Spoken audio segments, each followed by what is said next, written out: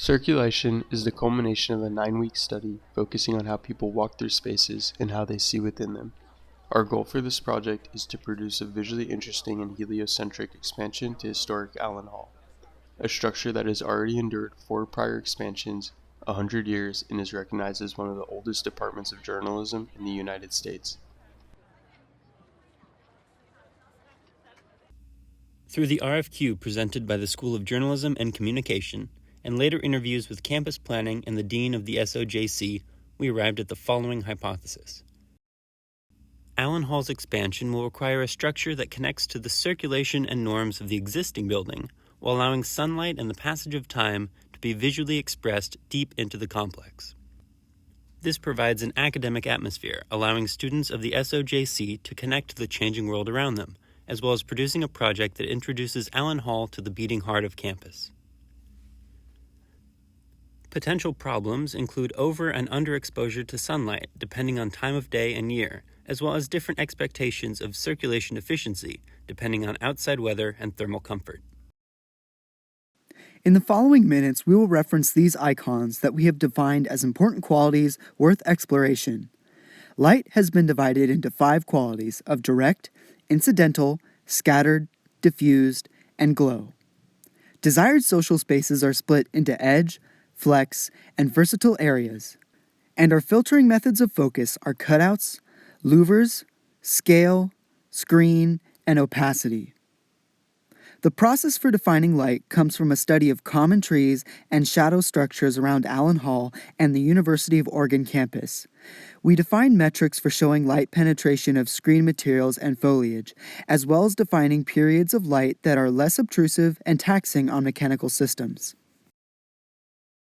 Eugene, Oregon, like all of the Willamette Valley, is set between 2 mountain ranges and features several natural and artificial landmarks along its horizon. Spencer and Skinner Buttes can be seen from only a few stories above ground level, and several local forests and parks define the skyline by towering over all but a select few man-made structures.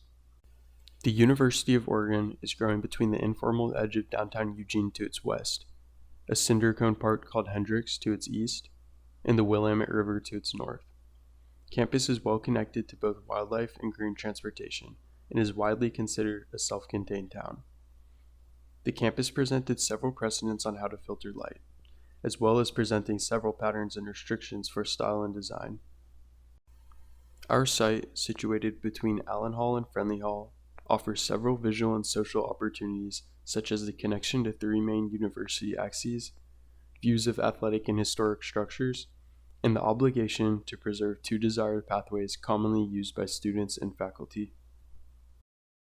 Massing begins like it always does, with an unfortunate rectangle.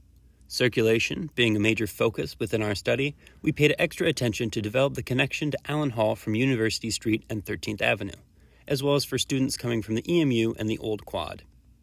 These paths created the silhouette of our site, and the pointed end was filleted for a panoramic view of the EMU and beyond.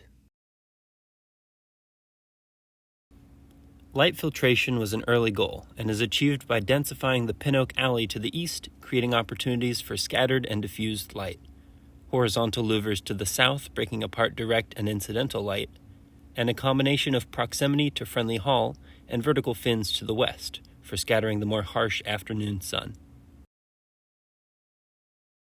The northern edge of the expansion is a light well that aims to preserve the soft glow entering the existing southern facade of the 2013 expansion.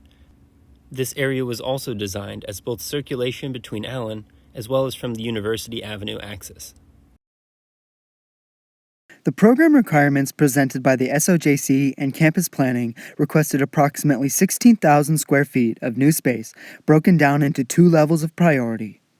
Between the requested program and the other expectations expressed through the interviews with students, staff, and the dean of the School of Journalism, about 20,000 square feet of defined space was agreed upon. The vertical orientation of zones are organized from the most public on the entrance levels and progressively becoming more private as you ascend, a semi-public rooftop being the main exception. From there, the program of each level was organized into 4 categories of faculty, research, student, and circulation space by connecting to the existing layout of Allen Hall. When possible, Minor shifting of existing spaces was considered to keep like spaces in a singular location and to better support circulation and wayfinding. By floor, the basement level consists of public use studios, student material checkout, updated media labs, and the main lobby. The first floor has a secondary entrance and is mainly classroom space and semi-public research settings. Second floor, like the connected facade of Allen Hall, is mainly offices and meeting spaces for staff and the graduate student workforce. The third floor provides additional staff offices and a computer lab, which is located along the corridor linking to the computer labs in the existing building. Lastly, the roof level has a public stair leading to the rooftop terrace and a private stair to the upper level of the Sports Innovation Institute. This allows both private events to be held, as well as a chance for the general public to admire the beautiful campus from a different perspective. At 4 stories above ground level, this outlook lets students and staff experience the heart of campus, as well as providing a unique study and event opportunity for distinguished guests. In section, we can see how existing qualities of the site were categorized early in our analysis to show a gradient of heavily planted space, social opportunities, and the level of enclosure for outdoor rooms. These qualities were leveraged in our interventions to strengthen spaces we felt were too open, too heavily paved, or didn't provide adequate structure or spatial support for both indoor and outdoor activities.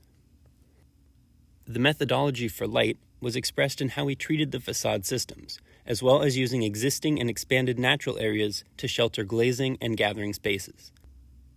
In general, spaces that programmatically require specific lighting conditions are placed either below grade or at the core of the structure, and spaces like classrooms and offices, where adaptive light is traditionally preferred, are along exterior boundaries. The approach from the intersection of 13th Avenue and University Street was the obvious choice as the main ceremonial entrance for the expansion, as it generally has the most pedestrian traffic throughout the day and is considered the heart of campus. Existing campus paths were reimagined to better suit the flow of traffic and allow direct access to the outdoor walkway between Allen and Friendly. Following the path into the expansion, you walk parallel to the interior circulation and through a planted walkway into the basement lobby. This gives the School of Journalism the ceremonial entrance it deserves and provides a covered outdoor space for students to enjoy. Students seeking a more direct entrance in the colder months can enter the main lecture hall directly or access the secondary entrance on the campus level. We chose to keep the existing entry to Allen Hall intact because we wanted to give Allen Hall a new face, but not a new identity. This new ceremonial entrance gives Allen Hall a bold face on campus, but allows the existing entrance to still carry out its programmatic functionality. The main structural system for this expansion is a 20-foot by 20-foot CLT grid of 9-inch by 14-inch columns. Below grade, the grid is set on a concrete foundation forming the basement studio spaces. In this axonometric, you can see how each facade is treated in a diagrammatic example of what someone would be seeing from the interior space outward. The facade details of the structure are influenced by the campus plan, and we felt it necessary to continue a general theme of solid and void, as set by the existing expansions to Allen.